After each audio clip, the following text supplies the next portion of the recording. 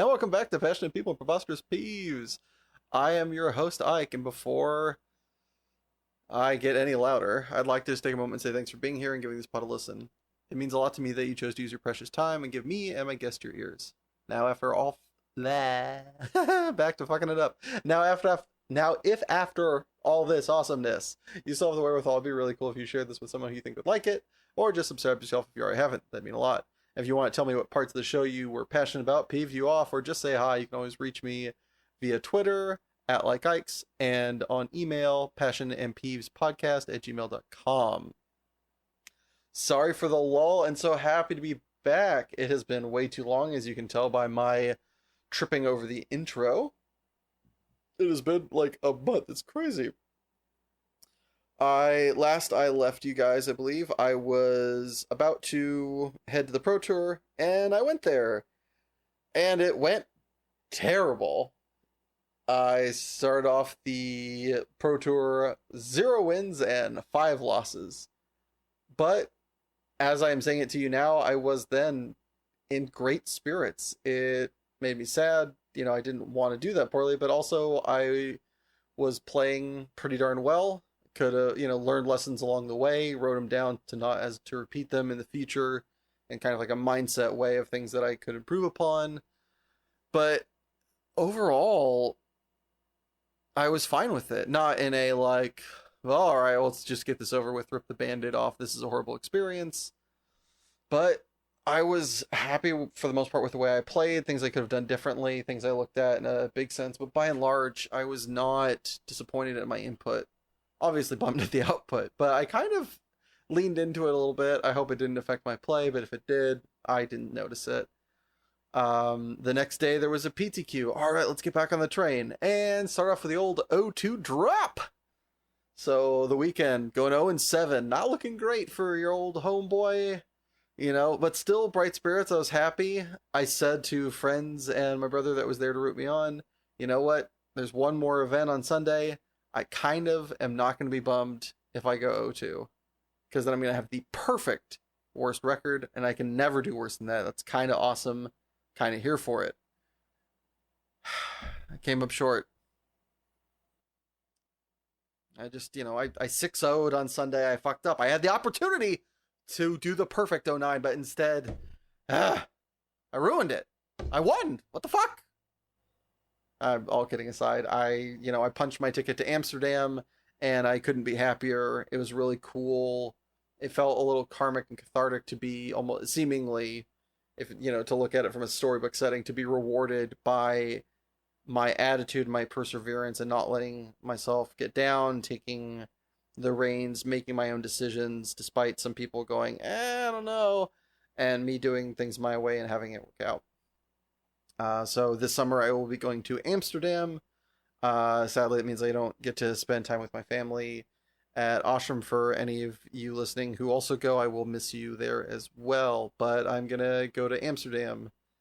And might end up doing some soul searching there and over the rest of my summer, as recently decided upon hearing the process that it takes to get certified to be a teacher these days, that, I'm not willing to make that investment for what up until now has been a lackluster experience. No shade to the profession, definitely no shade to those who take on that endeavor. It is amazing. They are the people we need. I'm just not sure that I'm one of those people, so don't think I want to, stick my head and all other parts of my body underground and be bitten by fire ants for 2.5 years to go through that process, to then come out the other side with and have something similar happen and regret everything I did investing to get there. So gonna be looking for the stars on what's in the future for me, and maybe it's more of the same. I do love my place of occupation. Learning works. I do love my boss Michaela. I do love all my colleagues, too many to name, but they are all fantastic. So, if that's what I end up deciding on, or that's what the, universe tells me is the right place for me to be, there are way worse options. I tell you what. Speaking of way worse options, I'm back to the online dating scene, and it's actually going surprisingly good. Recently I kind of had to decide between the lesser of goods. I was overflowing with dating opportunities. I had four people that were like wanting to hang out, had gone on some dates and talked to them, and kind of, for lack of a better term, cut some of them loose. Because I needed to allocate my time better, which is something I've never had to do dating wise. To like kind of I've never been the opportunity to pick and choose, so that was a first and a lovely circumstance to be in. And it's interesting between talking to friends, kind of theory crafting a little bit more, being honest with myself and being honest with others, and doing a lot of therapy, how different it is dating now than it was dating back in my like late 20s, maybe even early 30s. Because when I don't know about any of y'all, especially with the online dating thing and with the world we currently live in, I found myself for a long time always trying. I saw it as always a match to win.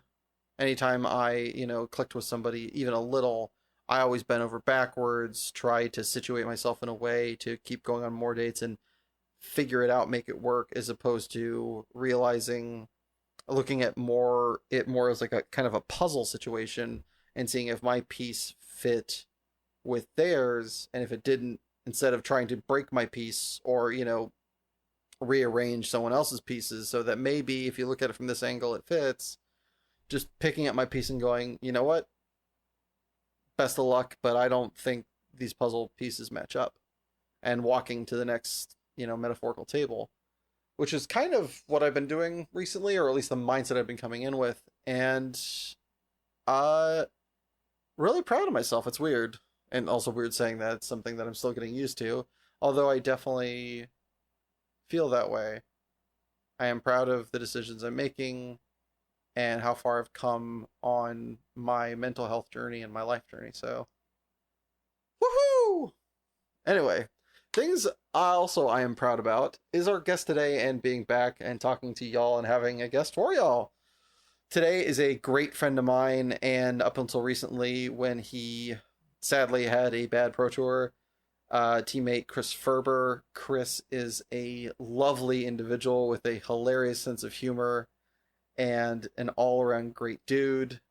And I really hope you enjoy his interview that I got to have with him recently. Take it away, past me. All right, folks, I know it's been a while, but the wait is over and well worth it, because today we have a Mensa member, a gentleman so uncarceratable he's beaten 100 escape rooms, and a fan of movies so much so that he can connect two actors in under 3 films. It's the incomparable Chris Ferber!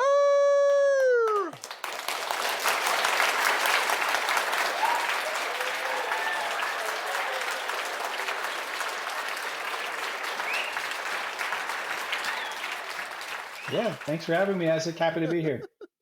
Pleasure. All right, I gotta test it. If I'm understanding correctly, if I give you two actors in under 3 films, you're able to find a film that they are together in. Is that the? How does this work? Yeah, so if you've ever heard of 6 Degrees with Kevin Bacon, it's basically that, except it doesn't have to be Kevin Bacon. But yeah, and I'm not 100%, so it's possible I could get two actors and fail on the spot when tested, even though I think I could do it with 90% or more of actors given. But if you tell me two actors that are reasonable actors, like reasonable, somewhat popular actors, I can connect them through other actors in 3 movies or less. All right, Daniel Day-Lewis and Al Pacino. No guarantee it's going to be quick though, so you might have to hold on a sec while I think about it. Al Pacino, Daniel Day-Lewis. Okay, that's not going to be too hard. Okay, I'm just going to talk out loud so it's a little bit more interesting. Okay, if that's okay.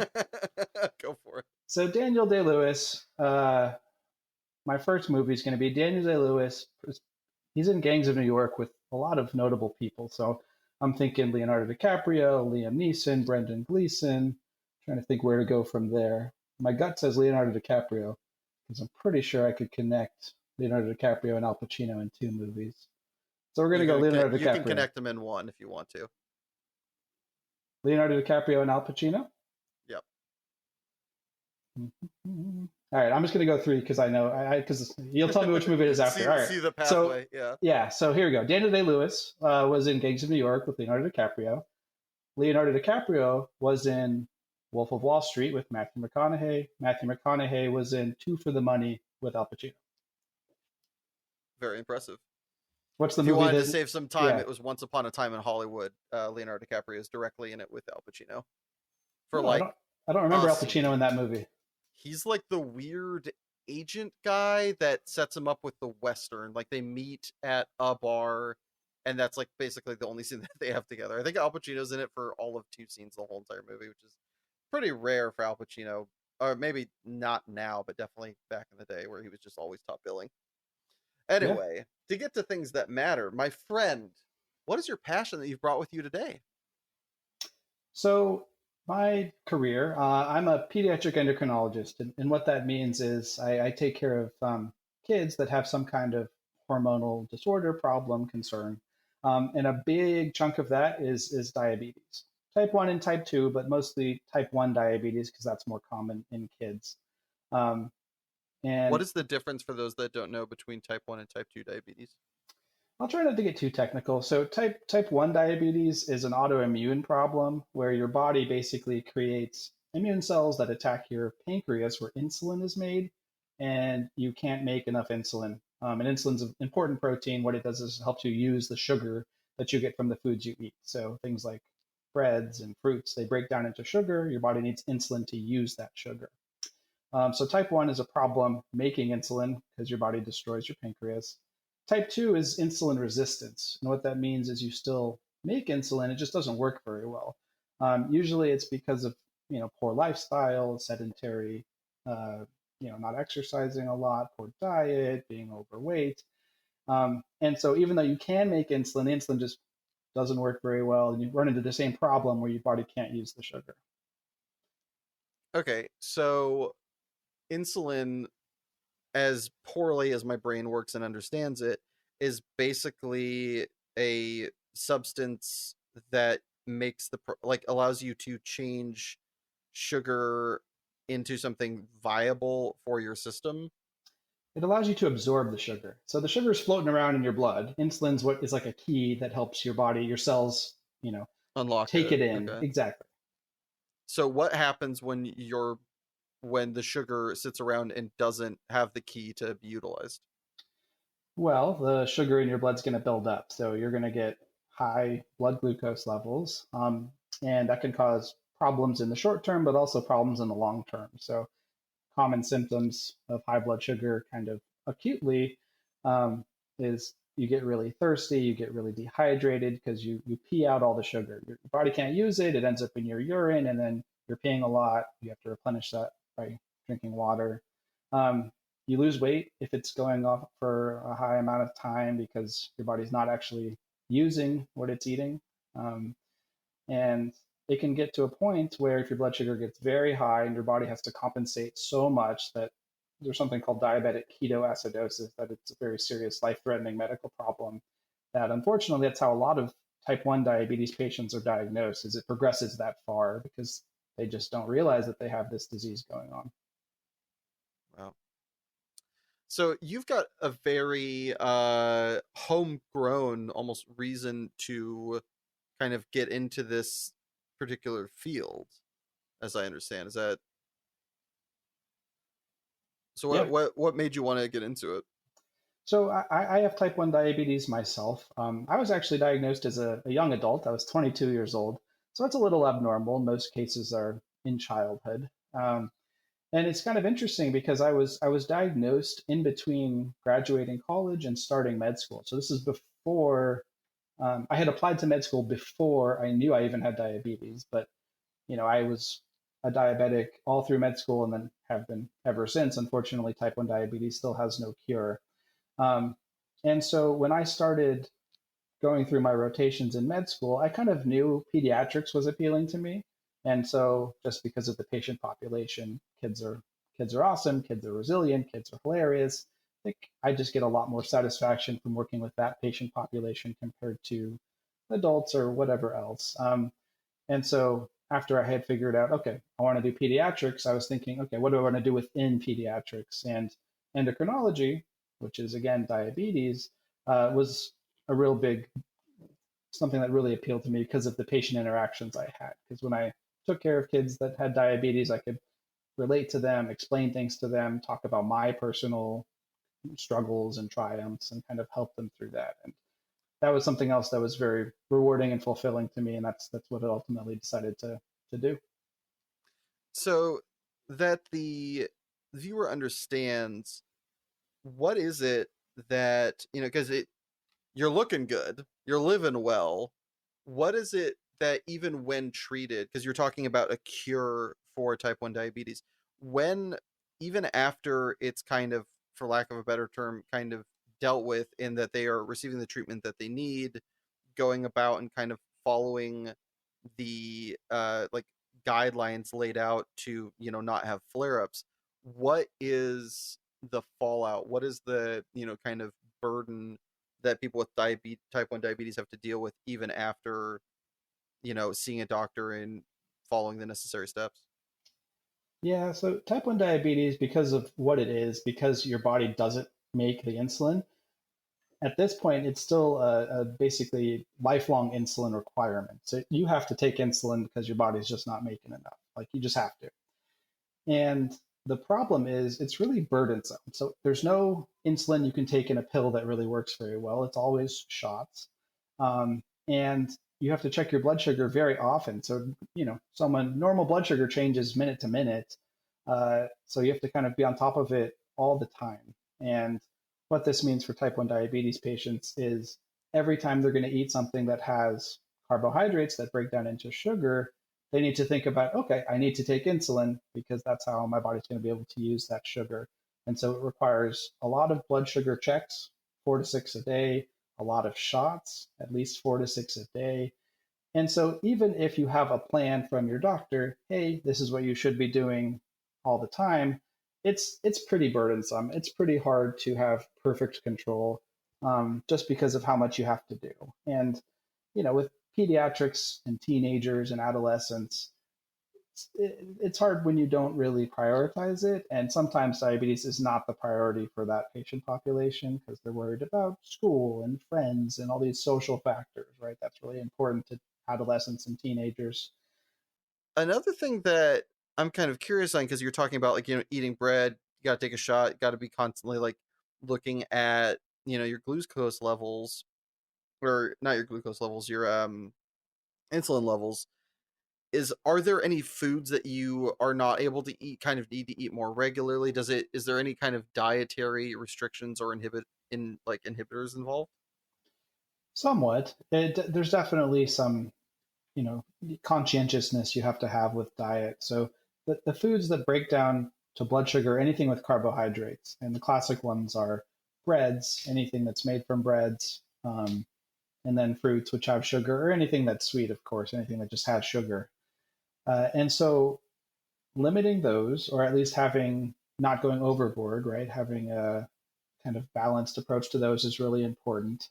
And there are some that are kind of you just have to avoid. So anything that is liquid sugar, so soda, regular soda is a big one, juice, and even like something like watermelon, because of how watery it is, it's basically juice. And so the problem becomes if you just have that big sugar load, even if you give yourself insulin appropriately for that, it's just going to hit you so fast because it's already in liquid form and you can't really cover it perfectly. So those are the only kind of foods we really say you really shouldn't have are those really sugary drinks. But then, you can have a slice of birthday cake at a birthday party. You can have a cookie. You can have other snacks with carbs, but you have to kind of match it with insulin. And in general, because a lot of the patients I see are growing kids, you just want to have a good, well balanced diet in general. So a mix of protein and vegetables and dairy and carbs. That's a part of a well balanced diet as well. For sure. So, talking about kids and how much you wanted to work with them as patients, it is then no surprise that you recently became a father yourself. Couldn't leave work at work, had to bring it home so you could have a kid there too, huh? Yeah, I mean, it's like my wife's a veterinarian. I'm a pediatrician.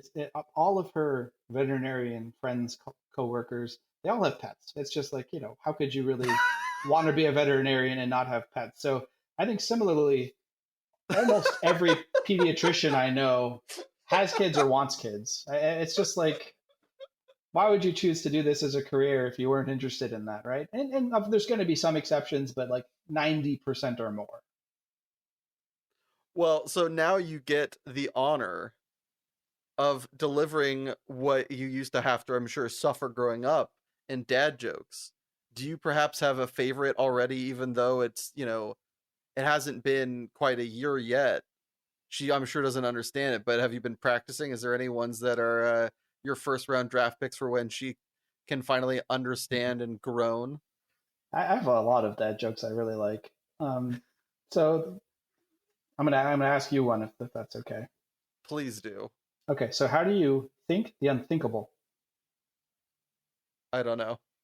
with an iceberg?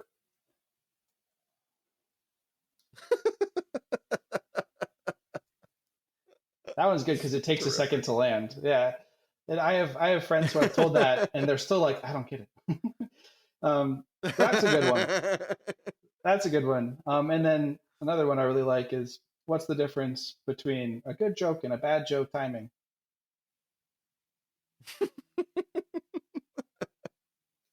Have you ever tried to ask that one and put a question mark on the end so people think that there's like that they're supposed to do a call and response, or do you always just like land it flat so that they're aware? You just have to land it flat. You have to say it just like that. No emphasis, no pause. Yeah, because otherwise I don't think, it doesn't work as well. So going back to your passion, a lot of people in lines of work have a dream, a Mount Everest to conquer, or something that they would really like to get involved with in some capacity. Is there something in your field that either when it comes to, kind of research or a certain type of doodah, because I have no idea, no jack shit about medicine, that you kind of look towards, or is this a job that is day to day, treat every patient as best you can, rinse repeat? So it depends on what you're interested in, and certainly there are people who do different things related to diabetes. The joke in the diabetes community is that type 1 diabetes cure is 5 years away, and that's true every year. So if you asked me 2 years ago, it would have been 5 years away. If you asked me 5 years ago, it would have been 5 years away. You asked me today, it's 5 years away, right? And part of Why that is the is, number 5 years? I don't know, it could be 10 years. Just It's a moving benchmark, right? So the problem is there's a lot of promising research and studies and trials going toward it, but no one's cracked the code yet, even though for a long time people have felt like we're close or getting there. And so there are a lot of researchers who are working with that, trying to find an actual factual cure, which would be the certainly most impactful thing you could do for diabetes. For me in my career, so I'm more on the front line, so to speak. So I am not super research minded. I am very patient centered that's why I chose medicine. So interacting with patients, helping them and their families is what I like to do. And so for my own career, it's just basically, yeah, treating those families, helping those patients, interacting with the community. So there's community events, fundraisers. There's some volunteer work I do. Uh, that's kind of where I am with what I'm hoping for in terms of a career. So most people have, from television and from passing interaction with doctors, they have this idea of what a doctor's day or a doctor's week looks like. But I have to imagine that both of them are wildly off base. In a couple sentences to a paragraph, do you think you could sum up roughly what a day in your job or a week in your job looks like? Or is it so amorphous that like it is so changing that you can't like nail it down to anything specific?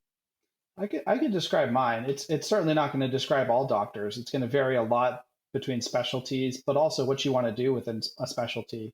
So there are pediatric endocrinologists that are 90% or 100% research based, and I don't do any research at the moment, at least.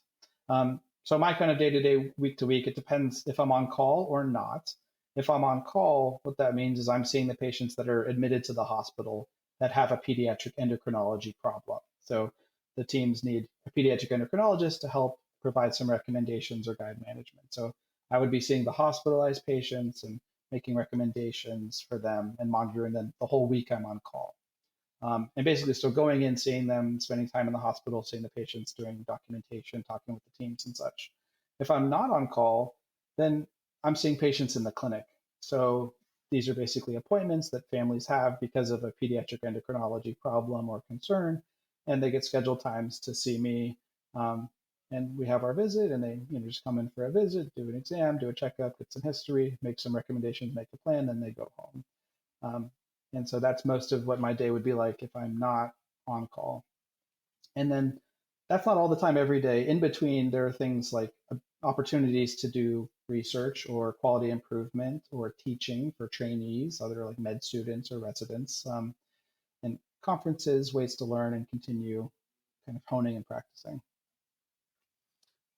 So, how many hours a week do you work, and are they the same ones week to week, but by and large, or is it drastically different where, one week you were waking up at 3 in the morning and the other week you were going into work at 8 p.m.?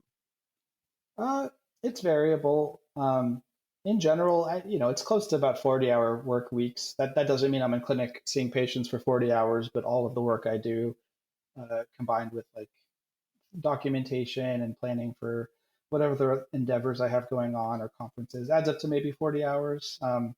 Certainly when I was training, so during residency, I would work 80 or more hour work weeks, depending on what rotation I was on. But part of what appealed to me about pediatric endocrinology is it's kind of a slower specialty. I'm not like running to the hospital for emergencies like I would be if I were a surgeon or, an emergency doctor. Um, and so there's time to kind of like stop and think and kind of dig a little deeper about the problems that I'm being consulted for. So I don't know. It's not strict. It's not like I clock in and out. It's not like I know it's exactly 40 hours every week, but it's probably close. Right on. So, in many lines of work, there are secret terms or just certain things that are kind of, behind the Wizard of Oz curtain that go on. Are there any that you can share with us without having to kill us afterwards? There's a ton of medical jargon. I mean, I don't know. There's terminologies for lots of things that most lay people wouldn't know about. Is there anything specific you want?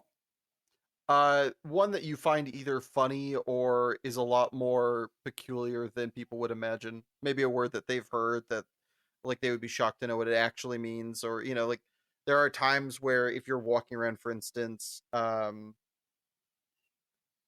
if you're walking around, this one's kind of terrible. But if you're walking around a casino and you hear a dealer calling out crap game, apparently, according to people that I've talked to who have worked in those circles, they are not calling out for people to come up and play a crap game. It is a way that they are telling other dealers about somebody who they just saw walking by that they should also be aware of Hmm. for less than scrupulous reasons. Yeah.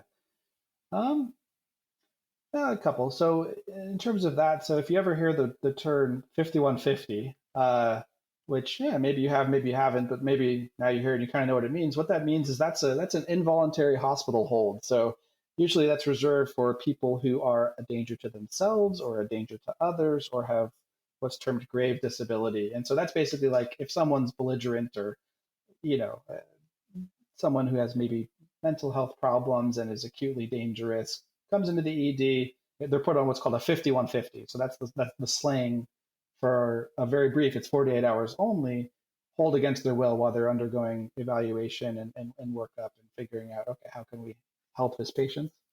Um, and then it's only 48 hours. It has to be extended if for whatever reason the hospital or whoever's taking care of the patient thinks that it needs to be. But I don't know. That's something that the general population may not know. So, in movies and television, they often showcase medicine. I mean, there's a million medical dramas, a million movies, and even sitcoms about, medical procedures. And often, as it is apt to do in Hollywood, they forego the facts for flair. What are the things that they get right, and what are the things that they get probably either most or most infuriatingly wrong in your estimation? Yeah, so there's a lot of medical shows, and I've watched some of them. Some are more accurate than others. So what I kind of heard from other people, and I think I agree with, is Scrubs is pretty close to accurate in terms of like progression of medical training. So the main characters in Scrubs, the main character's name is JD, that's Zach Braff. He starts as an intern, then he becomes a resident, then he becomes a chief resident, then he becomes an attending. Like that's a very normal progression, and it takes the appropriate time. He's an intern for 1 year, he's a resident for 3 or 4 years, which are seasons. He's a chief resident for like a season, and then he's an attending for the rest of the show. And so that's very accurate. That's very true. There are others that are just kind of nuts with their plots, and it's no basis in reality. So Grey's Anatomy is one that my wife watches, and so I've watched it somewhat as well. They they have like these horrible uh, accidents. Like I think one was like a cruise ship, like just smashed into the dock, and there's a lot of people injured and dying, and it's like this big emergency. And the hospital sends a team of like 5 interns to like go, oh, you guys don't deal a cruise ship thing, which is like a multi-casualty, huge crisis event. And they're sending interns, which are the least training a doctor can have. Your intern year is your first year out of medical school to go handle that, which is just, it just doesn't make any sense.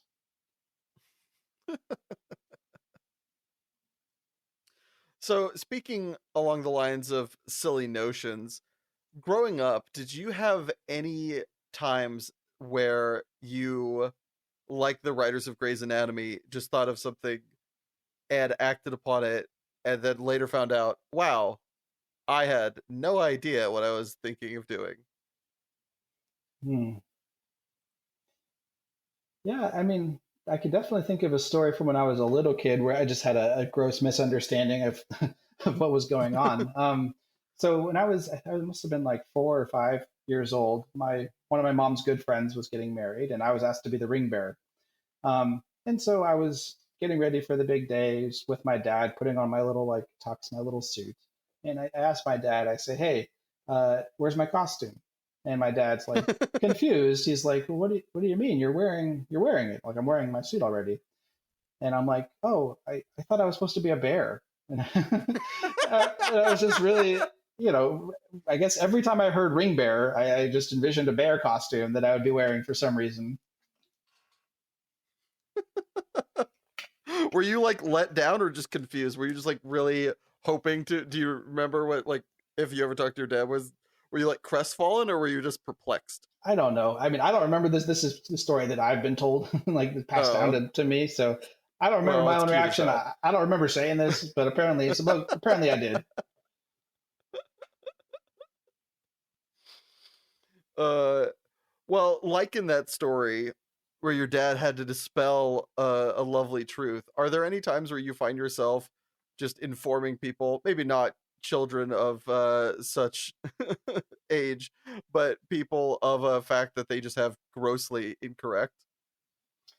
Usually not. So I'm pretty lackadaisical. I'm a go with the flow kind of guy. I won't correct people even if they say something that's wrong. One thing that I noticed though is that like the word technically that people say like technically this that and the other, that's grossly misused like 90% of the time. So if you're saying technically something, that means like by the book, definitionally, this is what it is. And people seem to use it the other way. It's similar to like literally. Like if people say literally this, usually people are using that the complete opposite way is what it actually means. So if somebody was what's a uh so if somebody was playing a game of chess, how would they use the phrase technically correct? Oh, like I don't know. I mean, I'll just it's easier to use the incorrect notion. So if I someone's playing a game of chess and they're like, I literally cannot win, that's probably not true. I mean, if the game of chess is ongoing, then maybe you literally could still win, even if it's not very likely. So that's you're using it wrong. Technically, you could say the same thing. You could replace technically with literally and have the same thing. But people say like, I literally couldn't be hotter. I literally haven't been this upset and but it's just not what literally means, right? So, back to your passion, what would you say is the biggest misconception about being a doctor and or type 1 diabetes in the wider world that you've run into? What are people just like, oh, so it's like this, and you're like, no. So unfortunately, it comes down to medical literacy sometimes. And what that means is whether patients or families, well, their understanding of medicine, of basically like physiology, how medications work, how the body works, that kind of thing. And there's a pretty big misconception about insulin out there, that insulin causes things like limb amputations, and insulin causes things like blindness. Like, oh, I had a family member take insulin for 10 years and ended up going blind or ended up needing a kidney transplant. Um, when the reality is that if you're on insulin, you're using that to treat your diabetes, and the diabetes is what's causing those things. And usually the poorly controlled diabetes over time, years and years and years, leads to all sorts of problems. But for some reason, a lot of people, or I'm not sure who specifically, but there's a big misconception I've heard on many occasions that, oh, I'm worried about my child getting on insulin because I had this relative who got insulin and all these bad things happened.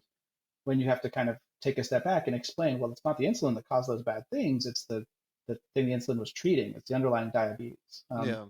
And so there's some fear. There's fear around it, which is really bad for type 1 diabetes, especially because insulin's a necessity, right? You have to convince these families that this is what's important. This is going to save your patient, save your child. And there's no ifs, ands, and buts around it. The way you're talking about the people that are coming up and saying these stories reminds me of growing up. I had a friend who had, I'm trying to remember what there's a logical like proof or something like that to go with this, but before sunscreen was invented, the cases of skin cancer were lower, and since sunscreen has become invented and implemented, the cases of skin cancer has gone up. He's like, so therefore sunscreen causes skin cancer. Ha ha ha. But I mean, that's the same kind of thing here. It's just like, oh, insulin. They're like, oh God, insulin's doing this thing. And the reality is that it's only because, I mean, these aren't apples to apples, but like in the case of the skin cancer sunscreen nonsense, it's because more people existed. It's because of poor application. It's because of misunderstanding of the way skin cancer is caused and what sunscreen is even able to do. And sort of in a similar way, people are misunderstanding what insulin even is, and maybe even potentially the right way to use it. Do you have a lot of cases of people like misunderstanding the way that they're even supposed to use their own insulin? Absolutely. It's complicated. So there's a lot of different types of insulin, and a lot of people that are on shots are on more than one type. So yeah, and it's not through any fault of them. It's a complicated drug, and something they have to dose again 4 to 6 times a day. It's hard to get right every time. It requires a lot of education, a lot of teaching, a lot of practice. So that is very common. The whole sunscreen and skin cancer thing is like correlation versus causality, right? So it's Yeah, there you basically, go. yeah, just because two things are proportionally increasing, that doesn't mean they're necessarily related. So there's a famous one. It's something about coffee, but you can make up whatever one you want. So you could say like the amount of people who are scuba diving recreationally has gone up over the years, seemingly proportionally to the amount of deaths from nuclear war. And it's like, oh, is there some connection? Is people scuba diving somehow related to people dying from nuclear war? But the answer, of course, is no. The answer is just like these are just things that are happening completely unrelated, but around the same time. Yeah. So while that is a silly anecdote from years past, do you have a anecdote that you like to tell seemingly at random as I just did mine? Any specific type of anecdote? I have a lot of anecdotes. Something you're looking for? What what's your favorite anecdote that you like to imagine you're at a party, you're just hanging out with friends, and somebody goes and there's like a lull in the conversation to juice it up, what's an anecdote that you would just kind of drop in given the opportunity? I don't know. One that's maybe a little bit interesting is yeah, this is like similar to my ring bearer thing. But when I was a kid, I really jazzed about dinosaurs. Loved dinosaurs. Still love dinosaurs. But I was really into them.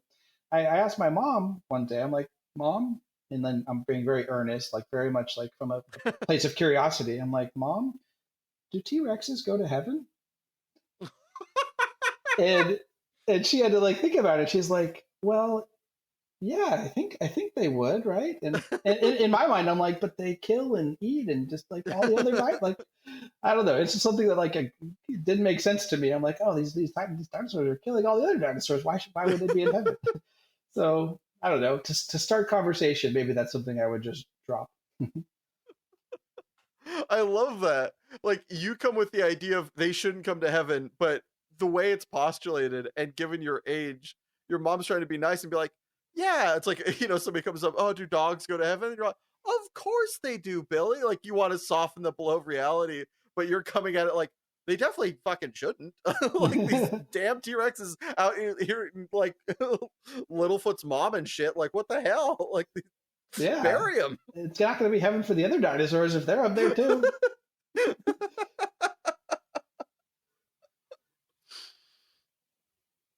So, on the flip reverse of the past important question, what would you say is your favorite non-obvious aspect to working with kids, helping people learn and know more about type 1 diabetes? Hmm. What I really like is when you can tell for a family, for a patient, that it kind of clicks, right? So it again, like I said, it's a lot of information. It requires a lot of education and practice, and it takes time. And usually that means that blood sugars are not very well controlled initially. You kind of have to get into a rhythm, get into a routine with it. Um, and people still struggle. Adults still struggle. It doesn't matter how long you've had it. It's a hard disease to manage because it requires just so much of you.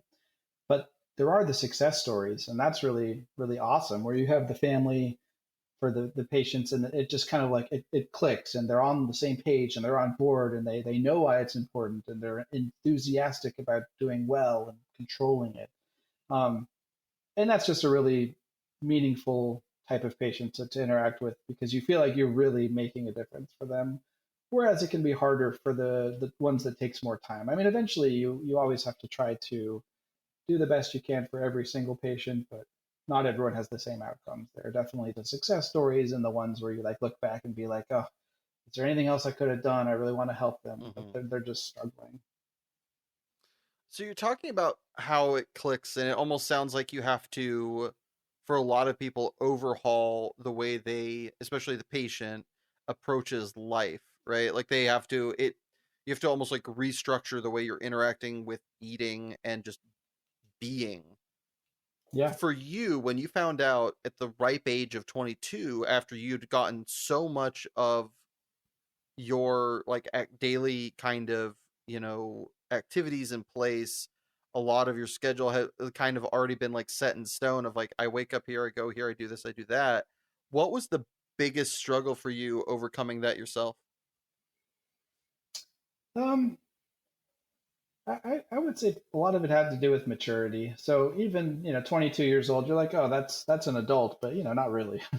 It takes another 3, 4, 5 years really for the frontal cortex to fully develop in young men. So I struggled. I didn't have very well controlled diabetes for the first 3 years, 4 years that I had it. Um, and then it wasn't until I think I had matured and certainly going through medical school and kind of like seeing patients that had poorly controlled diabetes and what happened to them was a little bit of a wake up call for me. And at some point, it's just like, okay, you know what? I need to be a good example for my patients. I need to take care of myself to be able to take care of them. But I also need to do it for myself, right? Like I want to live a long, happy, healthy life. And it's tough and it requires a lot of work, but it pays you off in the end, right? Like you only get one life, so don't want to squander it. So, just for my own edification, did you have type 1 diabetes as a kid and not know it until you were 22, or did it not really matriculate until you were 22? It didn't matriculate till I was 22. So the usually what happens is, you have these antibodies that attack the pancreas that cause the type 1 diabetes. And they're there. They're usually there from a young age, from an early age, but they don't necessarily cause problems until later. And we still don't really know when or why at some point they cause problems. We know that sometimes the season of when you get diagnosed is more people are diagnosed in summer for some reason, or a lot of people had a recent illness, like a viral illness, that somehow triggered this. But you always had that propensity. You always had those antibodies just waiting in the wings. And at some point they kick in, and you start to have symptoms of high blood sugar over time. And if you have type 1 diabetes, it usually takes weeks to months of these symptoms before you're diagnosed, because it kind of has to ramp up until the symptoms get very bad or you get very sick. Um, and so, yeah, I mean, I definitely didn't have diabetes when I was 16, 17, 18, 19, 20. The first symptoms I remember, I was 21, turning 22 in a couple months. And so I actually had symptoms over the course of about 6 months before I was officially diagnosed. And part of that was what I had described earlier, drinking a lot of water, peeing a lot. I lost about 50 pounds. So, you know, Holy shit. yeah, I'm 5'11", and my lowest weight was about like 145 pounds. So I was like skeletal. Um, and so certainly during that time, I had diabetes. I didn't know it, but before that, before I was 21, no, I didn't. Was there was there ever a point at which where you were kind of like, "Hey, I'm looking good." Like was there a slim down point where you're like, "I don't know what I'm doing, but it's working." Yeah, well, it's kind of being realistic with myself. I wasn't doing anything to try and lose weight. So, but I was also, like I said, a kid. At 21, Yeah, I was like, I didn't think anything of it. I'm like, oh yeah, I'm looking good. And yeah. it took my parents' like insistence to be like, you have to go to a doctor. If you can't explain why you're losing weight, go to a doctor. And I eventually did, and I was diagnosed. But yeah, it took some time. So before we move on, I want to give you an opportunity to wax poetic. What would you say from before you were diagnosed to after, especially when you took it seriously? What do you miss the most about not having type 1 diabetes, other than the constant rigmarole of check, stab self, rinse, repeat? I mean, that's what I miss the most. I mean, um, the diabetes is there's a lot going on with it. It affects exercise. So when I was younger, I was very active. I played basketball, I played football, I pole vaulted in high school, um, and I didn't have to think twice about anything. But with diabetes, exercise is a little bit more complicated because exercise can raise your blood sugar or it can lower your blood sugar depending on the type of exercise. Oh, And wild. it can affect your blood sugar for up to 24 hours after you do the exercise. So if I have like Oh, an fuck. intense workout, like right now, maybe tomorrow morning, I have some repercussions from it. Right. So um, that was nice. I mean, just not having to worry about anything with exercise, but also with eating. Like, if I could just literally eat anything without thinking twice about it. But the sad truth of type 1 diabetes is every time you eat anything with carbs, you have to think about it, or you're supposed to, because you have to take it into account. You're going to be affected by it. Not to make you depressed or anything, but what food item, beverage, whatever, do you feel like you miss the most? Um, hmm. I don't know. Something simple like lemonade, maybe. Lemonade tastes good. It's Just refreshing. simple time lemonade, just Yeah, that but dollar store powder bottle. yeah, I never drank a lot of soda. Like I would drink Sprite occasionally when we went out, but I would never drink soda at home. Even when I was a Mhm. kid. Um, but lemonade or Gatorade. Gatorade is another one where you could just like chug it, and not feel too bad. But with diabetes, you can't really do that. All right. Well, to go from your passion and now a little bit of sadness, I'm sorry, to kind of get you out of that slump, we're gonna get you angry.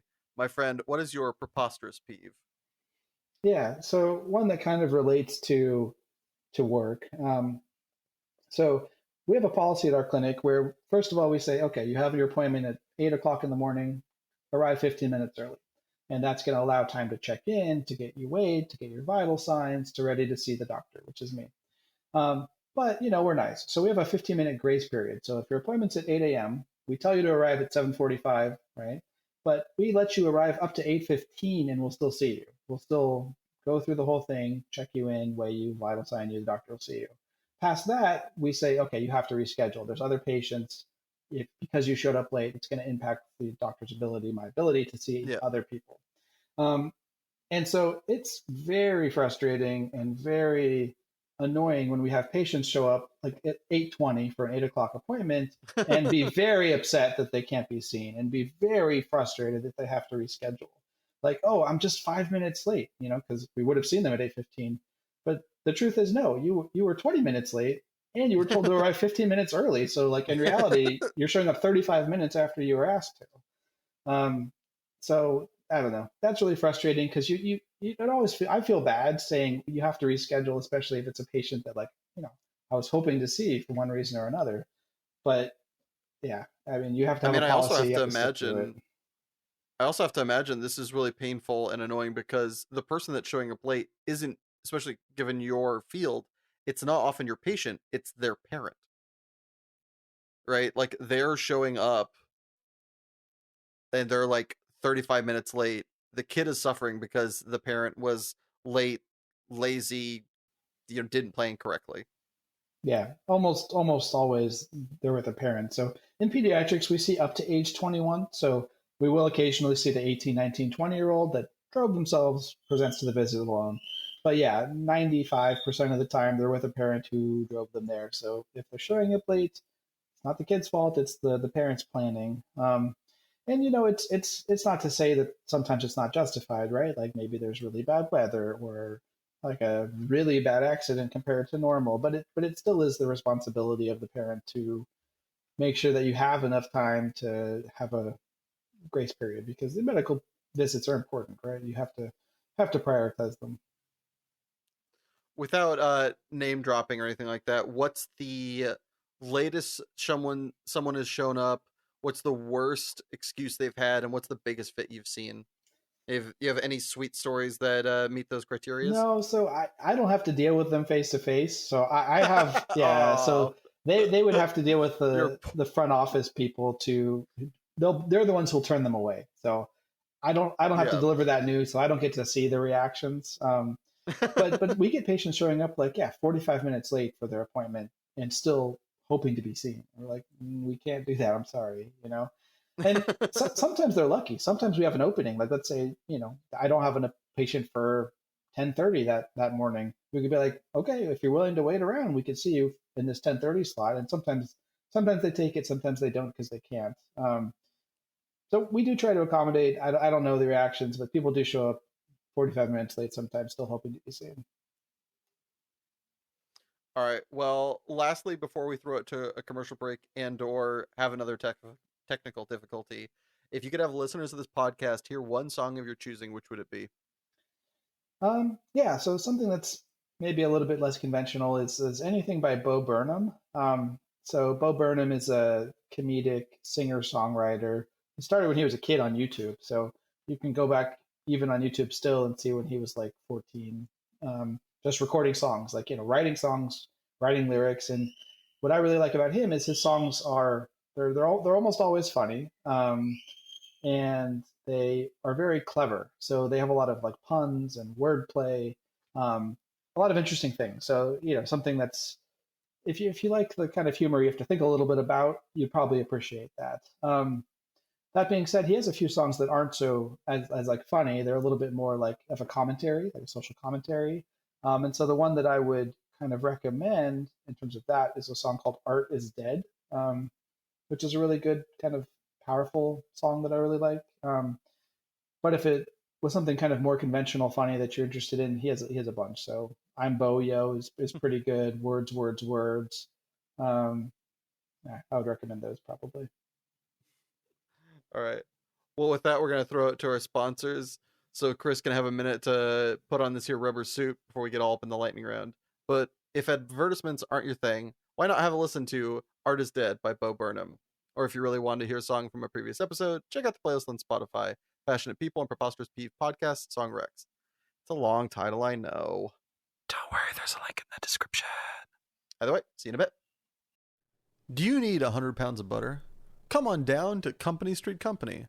What if I need 30 gallons of olive oil? Come on down to Company Street Company. But what if I just want one flatless bird roasted for a reasonable price? Come on down to Company Street Company. Okay, but... Just come on down to Company Street Company. We have everything for a better price, free snacks, and employees who don't want to kill themselves, or you, because we treat them like fucking human beings. Yeah, but, yup. Even... Just get your ass down to Company Street Company, where the only sketchy thing we've ever done is enable frozen orange juice hoarders. And we're back. Chris, are you ready to enter lightning round?